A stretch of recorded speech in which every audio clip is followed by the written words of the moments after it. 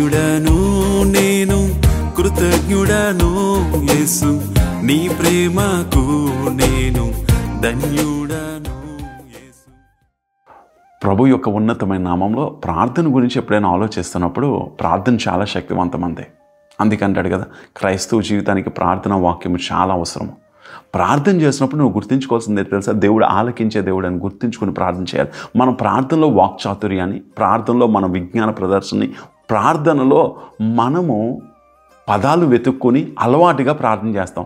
ప్రార్థనలు ఇవేమి ఉండకూడదు. ప్రార్థన చేస్తున్నప్పుడు దేవుడు నా మాటలు వింటున్నాడని గుర్తెరిగి ప్రార్థన చేయాలి. అందుకని బైబిల్ గ్రంథంలో చూసినట్లయితే ఎబ్బేజు ప్రార్థనకి 2 వచనాలు ఉంటాయి, కానీ ఎబ్బేజు ప్రార్థన చాలా శక్తివంతమైందని చెప్తాం.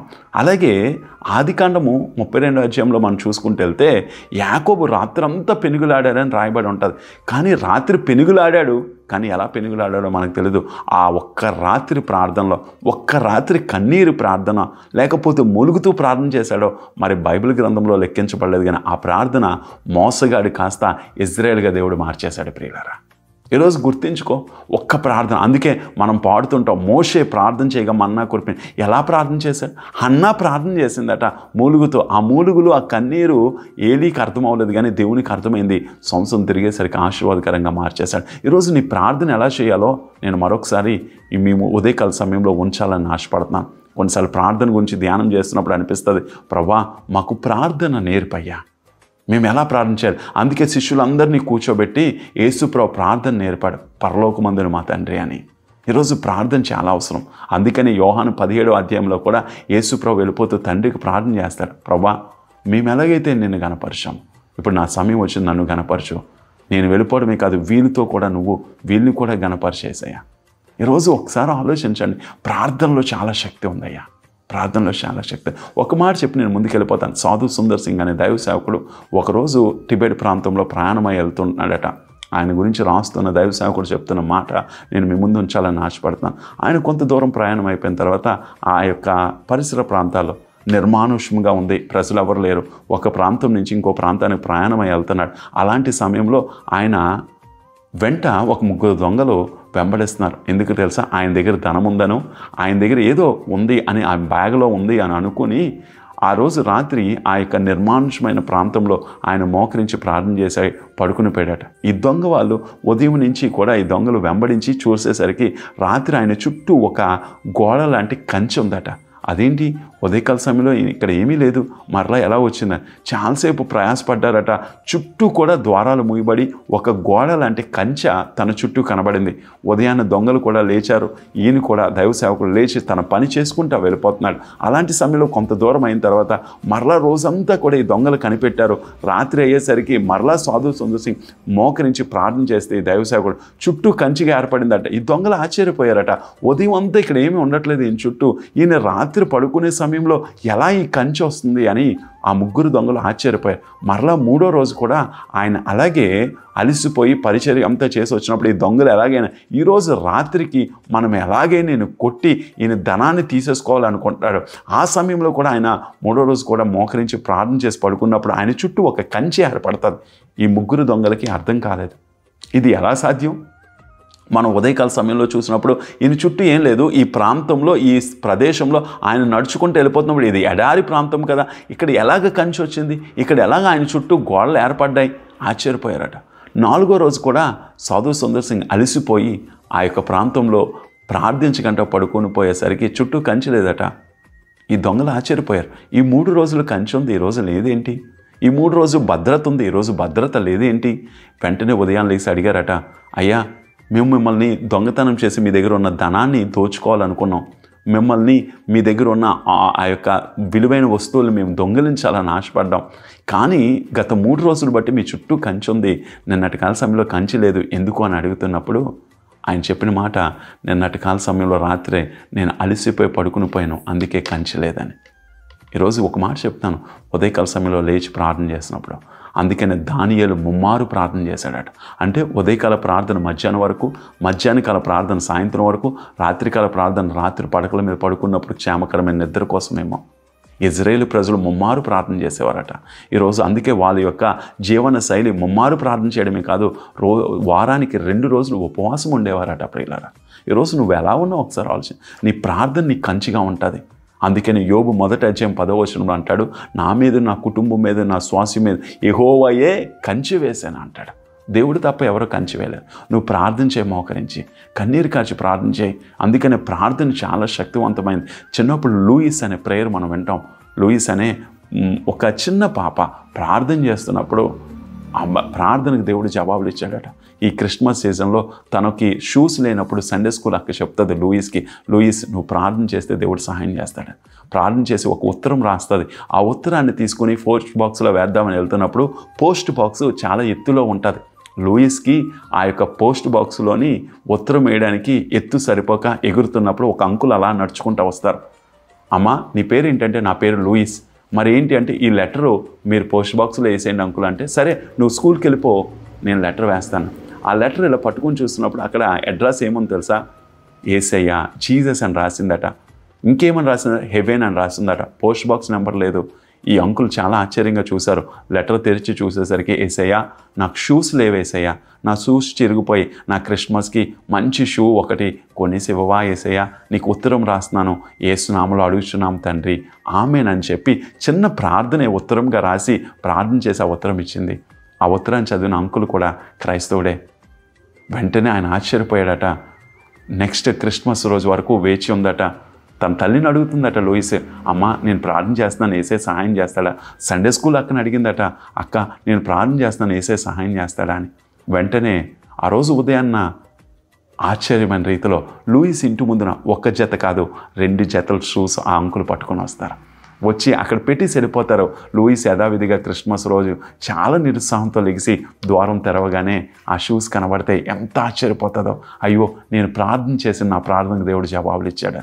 నేను అంటాను, నువ్వు ప్రార్థన చేస్తే దేవుడు ఏ మార్గంలోనైనా జవాబునిస్తాడు. ప్రియులారా, నమ్ము దేవుని యొక్క మాటనే. ఈరోజు ఇలాంటివన్నీ విషయాల్ని ఎంతోమంది సేవకుల జీవితంలో కార్యాలు చేశాడు. David Livingstone, Hudson Taylor, John Wesley, ఇలాంటి గొప్ప గొప్ప దైవ సేవకులు వాళ్ళ పరిచర్యలో వాళ్ళకున్న ప్రాముఖ్యమైన ఆయుధం ఏంటి తెలుసా? ప్రార్థనే. అందుకని అంటాడు కదా డేవిడ్ లివింగ్స్టన్, తనకు సమస్తాన్ని కోల్పోయినా ప్రార్థన ద్వారా మరలా సంపాదించుకోవడానికి దేవుడు సాయం చేస్తాడు. ఈరోజు ప్రార్థన అంత శక్తివంతమైంది ప్రియులారా. ఒకసారి బైబిల్ గ్రంథం ఉన్నట్లయితే 2వ దినవృత్తాంతంలో 7వ అధ్యాయం నేను చదువుతాను, జాగ్రత్త వినండి. అక్కడ సొలొమోను గురించి రాయబడి ఉంటుంది. సొలొమోను దేవాలయాన్ని కట్టిన తర్వాత సొలొమోను యొక్క విన్నపాన్ని దేవుడు ఆలకిస్తాడు. ఆలకించి సొలొమోనుతో దేవుడు మాట్లాడతాడు. జాగ్రత్త అర్థం చేసుకోవడానికి ఇష్టపడదాం. 12వ వచనం, అప్పుడు యెహోవా రాత్రి అందు సొలొమోనుకు ప్రత్యక్షమై ఇలాగు సెలవిచ్చాను, నేను నీ విన్నపమును అంగీకరించి ఈ స్థలమును నాకు బలులు అర్పించు మందిరముగా కోరుకుంటేని. చూడండి ఇక్కడ రాస్తున్నాడు, నీ విన్నపమును అంగీకరించాను సొలొమోను. నువ్వు చేసావే ఫిర్యాదు, నువ్వు చేసావా ప్రార్థన, ఆ ప్రార్థన నేను విన్నాను. ఈరోజు గుర్తుంచుకో, ప్రార్థనలు వినే దేవుడు మన దేవుడు ప్రియులారా. Do not forget, a God is hearing your prayers. నువ్వు మోకరించి ప్రార్థన చేస్తే నీ ప్రార్థన వింటాడు. నీ ప్రార్థన అలవాటుగా ఉండకూడదు. నీ ప్రార్థన వాక్చాతుర్యంతో ఉండకూడదు. నీ ప్రార్థన విజ్ఞానం ప్రదర్శించుకునేటట్లు ఉండకూడదు. ప్రార్థన ప్రభుతో మాట్లాడుతున్నామని గుర్తుంచుకో. ప్రార్థన ప్రభువు వింటున్నాడని గుర్తుంచుకో. ఇక్కడ విన్నపాన్ని ఆలకించాడట. చూడండి, మొదట ఏమన్నా, వాన కురియకుండా నేను ఆకాశమును మూసివేసినప్పుడే కానీ, దేశమును నాశనం చేసినప్పుడుకు మిడతలను సెలవిచ్చినప్పుడే కానీ, నా జనుల మీదకి తెగులు రప్పించినప్పుడే కానీ ఎలా ప్రార్థన చేయాలో రాస్తున్నాడు.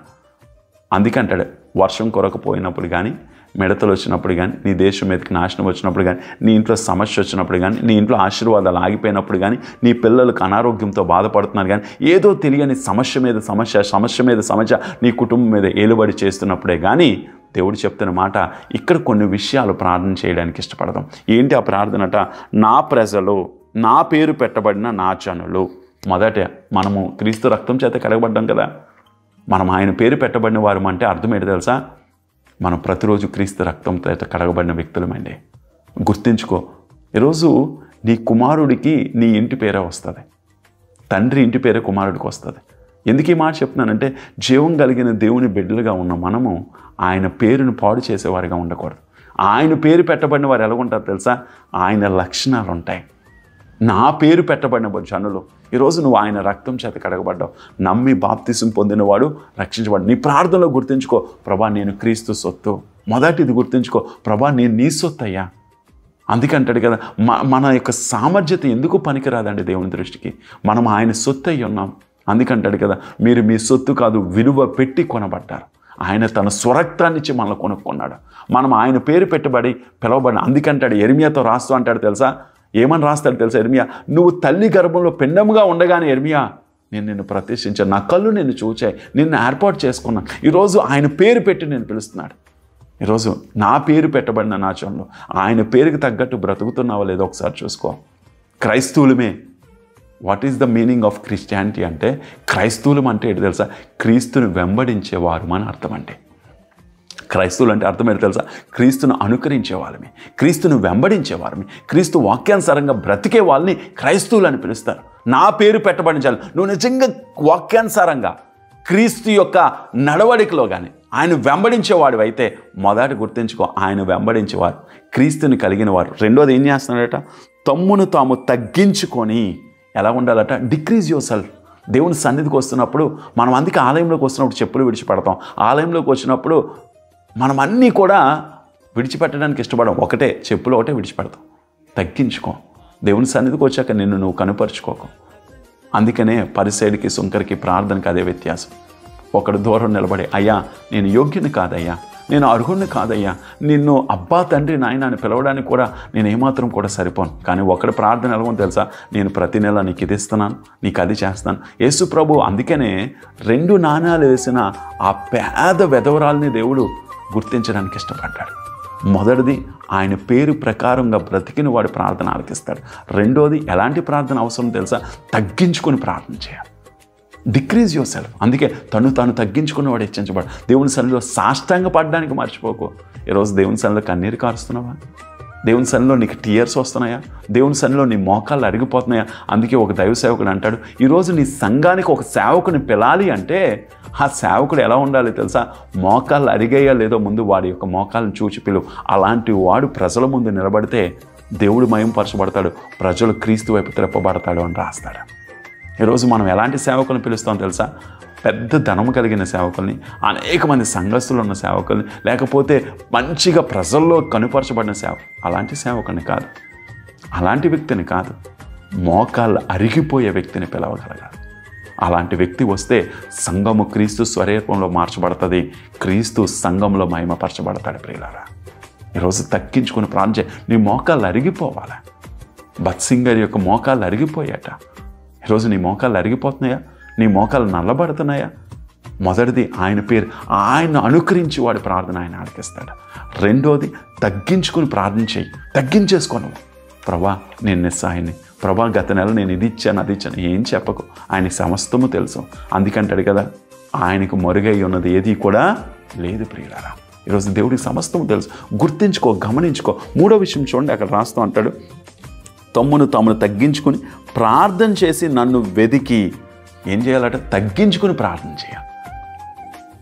ఎలాంటి ప్రార్థన? తగ్గించుకుని ప్రార్థన చేసి, అక్కడ మూడో విషయం అంటున్నాడు, ఆ ప్రార్థన చేసి ఏం చేయాలంటాడు, వెదకాలి. ఇక్కడ ఆ మాట అంటారు, నన్ను వెదికి ఏం చేయాలట, seek presence of the Lord. ఆయన సన్నిధిని వెతకాల. మనము ఆయన సన్నిధిలో ఉంటాం తప్ప వెతకట్లేదు. అందుకే దావీదు అంటాడు, క్రొవ్వు మెదడు దొరుకుతుంది, నాకు దొరుకుతుంది అయ్యా, దేవారాత్రం నీ సన్నిధిలో ధ్యానం చేస్తూనే ఉన్నాను. వెతకాలి వెతకాలి వెతకాలి. అందుకనే బైబిల్ గ్రంథం లోక సువార్తలు ఉంటుంది, 10 నాణ్యాలు పోయినా 10 నాణ్యాలు ఉండి 1 నాణ్యం పోయిందేమో, ఆ 1 నాణ్యం గురించి ఇల్లంతా ఊడ్చిందట, దీపం ఎత్తిందట. ఎక్కడ దొరుకుతుందని వెతికి వెతికి దొరికాక అనేక మందితో సంతోషంగా పంచుకుందట. ఈరోజు నువ్వు అలా వెతుకుతున్నావా? అందుకే యేసుప్రభువు అంటాడు, 100 గొర్రెలు 1 గొర్రె పోయినప్పుడు ఆ గొర్రెను వెతకడానికి వెళ్ళాడట. తప్పిపోయిన కుమారుడు మరలా తిరిగి వచ్చినప్పుడు తండ్రి విందు చేశాడట. ఈరోజు నువ్వు ఎలా వెతకగలగాలి? అందుకని అంటాడు, ఒక దైవ సేవకుడు చెప్తాడు, ప్రార్థన ఎలా చేయాలి తెలుసా, ఒక ప్రార్థన అంశం రాసుకొని ఆ ప్రార్థన అంశం నెరవేరే అంతవరకు ప్రార్థన చేయాలట. ఆమె ఆ ప్రార్థన అంశము స్తుతి అంశంగా మారేంతవరకు ప్రార్థన చేయాలి. మనం ఈరోజు ఒక ప్రార్థన అంశం రాస్తాం, 1 నెల రోజులు, 2 నెలలు, 3 నెలలు, తర్వాత ఆ ప్రార్థన అంశాన్ని తీసి పారేస్తాం. లేదు, ఆ ప్రార్థన అంశం జరిగేంతవరకు ప్రార్థన చేయాలి.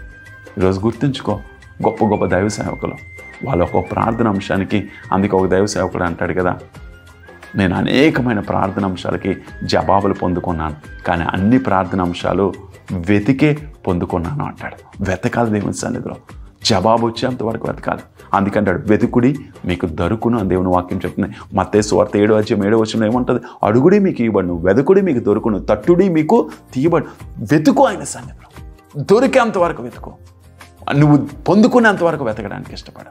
మూడోది అందుకే అంటున్నాడు, మొదటిది ఆయన పేరు పెట్టి ఆయనలాగా బ్రతికి ప్రార్థన చేయి, ఆయన్ని అనుసరించి ప్రార్థన చేయి, నీ ప్రార్థన విని దేవుడు జవాబులు ఇస్తాడు. రెండోది తగ్గించుకొని ప్రార్థన చేయి. నువ్వు ఎంత తగ్గించుకొని సాష్టాంగపడి ప్రార్థన చేయి. సంఘాల్లో సాష్టాంగపడడం మానేసామండి, మనము సంఘాల్లో మోకరించి ప్రార్థన చేయడం మానేసామండి. కంఫర్ట్ జోన్, చైర్స్ వచ్చేసాయి, సౌకర్యాలు పెరిగిపోయాయి.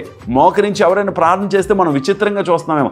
సాష్టాంగపడి మోకరించి మనల్ని మనం సమర్పించుకొని ప్రభు సన్నిధిలో తగ్గించుకొని ప్రార్థన చేయాలి. మూడోది వెతికి ప్రార్థన చేయాలి, వెతకాలి, మనకి జవాబు వచ్చేంత వరకు వెతకాలి.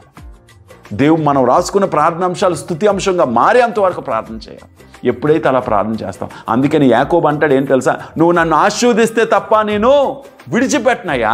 ఈరోజు అలాగా వెతకగలగా, నువ్వు నన్ను దీవిస్తే తప్ప, ఈ అంశం నెరవేరిస్తే తప్ప నేను ప్రార్థన ఆపనయ్యా, ప్రార్థన ఆపను. ఈరోజు అలాంటి ప్రార్థన చేయడానికి ఇష్టపడు. నాలుగో విషయం చూడండి, అక్కడ రాస్తాడు, నన్ను వెతికి తమ చెడు మార్గంలో విడిచిన ఎడల ఏమంటున్నాడట, చెడు మార్గంలో విడిచిపెట్టాలి. చెడును విడిచిపెట్టి ప్రార్థనలోకి వచ్చావు అంటే నీ దేహము, నీ ఆలోచన, నీ శరీరము, నీ మనసులో ఉన్న చెత్తంతా బయటికి వెళ్ళిపోవాలి. అందుకే ఒక దైవసేవకుడు అంటాడు, ప్రార్థన వలనే ప్రయాణము, ప్రార్థనే ప్రాకారము, ప్రార్థనే ప్రాధాన్యము, ప్రార్థన లేకపోతే పరాజయమట. ప్రార్థనలో గోజాడి ఓడిపోయినోడు ఎవడు లేడు. నీ చెడుతనం అంతా విడిచిపెట్టి ప్రార్థన చేయి. మనసులో ఒకటి పెట్టుకొని పెదవులతో ఏదో ప్రార్థన చేస్తున్నామేమో, అలాంటి ప్రార్థన దేవునికి ఇష్టం కాదు ప్రియులారా. ప్రార్థన హృదయాంతరంలోంచి రావాలి, దేవుడు వింటున్నాడని గుర్తించు. ఈరోజు నువ్వు ఇంకా చెడు అలవాట్లకి, చెడ్డ విషయాలకి, చెడ్డ తలంపులతో ఉన్నావేమో. నీ ప్రార్థన దేవుడు అంగీకరించడం. నువ్వు ప్రార్థన చేసినప్పుడు చెడు అంతటిని విడిచిపెట్టి ప్రార్థన చేయి. మరలా చెప్తున్నాను, ఆయన్ని అనుకరించి ప్రార్థన చేయి, తగ్గించుకుని ప్రార్థన చేయి, వెతుకుతూ ప్రార్థించే. నాలుగోది అంటున్నాడు, చెడు మార్గాలను విడిచిపెట్టి ప్రార్థించే. చూడండి, ఐదో విషయం ఏమంటున్నాడు, చెడు మార్గాలను విడిచిన ఆకాశం నుండి నేను వారి ప్రార్థన విని వారి పాపములు క్షమించి వారి దేశమును స్వస్థపరచుదును. ఆకాశం నుండి విని వాళ్ళ పాపములు, ప్రార్థనలో కానీ ఇలా చేస్తే నిన్ను దేవుడు క్షమిస్తాడండి. అందుకని దావీదుని క్షమించి హృదయానుసారుడిగానే ఉంచాడు కదా. అందుకే దావీదు గురించి రాయబడి ఉంటుంది, ఉరియా విషయంలో తప్ప మరే విషయంలో కూడా పాపం లేనివాడిగా ఉన్నాడట. ఈరోజు గుర్తుంచుకో, గమనించు, నువ్వు ఈ 5 విషయాలు ఆయన పేరు పెట్టబడి మనము ఆయన అనుకరించి ప్రార్థన చేస్తే నీ ప్రార్థన ఆలకిస్తాడు, తగ్గించుకుని ప్రార్థన చేస్తే నీ ప్రార్థన ఆలకిస్తాడు. మూడోది అక్కడ ఏమంటున్నాడట, వెతుకుతూ ప్రార్థన చేయాలి, పొందుకునేంతవరకు ప్రార్థన చేయి, నీ ప్రార్థనకు దేవుడు జవాబులు ఇస్తాడు. చెడు మార్గాలు విడిచి ప్రార్థన చేయి, దేవుడు నీ ప్రార్థన ఆలకిస్తాడు. ఐదోది మనం రాస్తున్నాడు, ఏమని అంటున్నాడట, మిమ్మల్ని పాపంలో క్షమించి ప్రార్థన విని వారి పాపములు క్షమించి వారి దేశమును స్వస్థపరుస్తాడట. ఈరోజు చూడండి, నువ్వు ఇలాగానే ప్రార్థన చేస్తే నీ కుటుంబాన్ని, నీ గృహాన్ని, నీ పిల్లల్ని స్వస్థపరిచి బలపరిచి ఆశీర్వాదాలతో నింపుతాడు ప్రియులారా. ఈరోజు ఎలాంటి ప్రార్థన నేర్పు ప్రభా అని నువ్వు అడగగలిగితే దేవుడు తప్పనిసరి కార్యం చేస్తాడు. ఈరోజు ఎలాంటి ప్రార్థన చేద్దాం, ఆయన అనుకరించి ప్రార్థన చేద్దాం ప్రియులారా, తగ్గించుకొని ప్రార్థన చేద్దాం ప్రియులారా. వెతకాలి, మన అంశము స్తుతి అంశంగా మారేంత వరకు వెతకాలి. అక్కడ అదే రాస్తున్నాడు. నాలుగోది ఏమని అంటున్నాడట, చెడు మార్గాలు విడిచి ప్రార్థన చేయాలి, అప్పుడు స్వస్థత నీ ఇంటికి వస్తుంది, నీ ప్రార్థన దేవుడు వింటాడని దేవుని వాక్యం చెప్తుంది. కళ్ళు మూసుకుందాం, ప్రార్థన చేద్దాం. ప్రభువా నీకు వందనాలయ్యా. వీలైతే ఒక మంచి తీర్మానం తీసుకుందాం. ఈరోజు గొప్ప గొప్ప దైవ సేవకులు ప్రార్థన ద్వారానే ముందుకు జీవితాన్ని కొనసాగించారు. ప్రార్థనే వాళ్ళ పరిచర్యకు ఒక ఆయుధంగా మారింది ప్రియులారు. వాళ్ళ కుటుంబాలకి ప్రార్థన, అందుకంటాడు కదా, అంగలార్పు స్త్రీలను లేవనెత్తాలని యెరెమీయాలో చెప్తుంటాడు. ఈరోజు ప్రభా మేము ఎలాంటి ప్రార్థన కలిగి ఉండగలిగే కృపను దయచేయమని ఈ కార్యక్రమాన్ని చూస్తున్న కుటుంబాలందరినీ చేతిలో పెట్టుకుని మాకు కూడా తగ్గించుకుని ప్రార్థన చేయగలిగే మనసును దయచేయి. మేము ఒక అంశం రాసుకుని అది వెతికి ఆ అంశం స్తుతి అంశంగా మారేంతవరకు ప్రార్థన చేయగలిగే కృపను మాకు దయచేయ ప్రభా. నీకే మహిమ ఘనత చెల్లించుకుంటున్నాం ప్రభా. మేము చెడు మార్గాలను విడిచిపెట్టి ప్రార్థన చేయగలిగే కృపను మా అందరికీ దయచేయమని యేసుక్రీస్తు పరిశుద్ధమైన ఉన్నతమైన నామం అడిగి వేడుకొంచున్నాము తండ్రి, ఆమేన్. God bless you. దేవుడు మనందరినీ దీవించును గాక.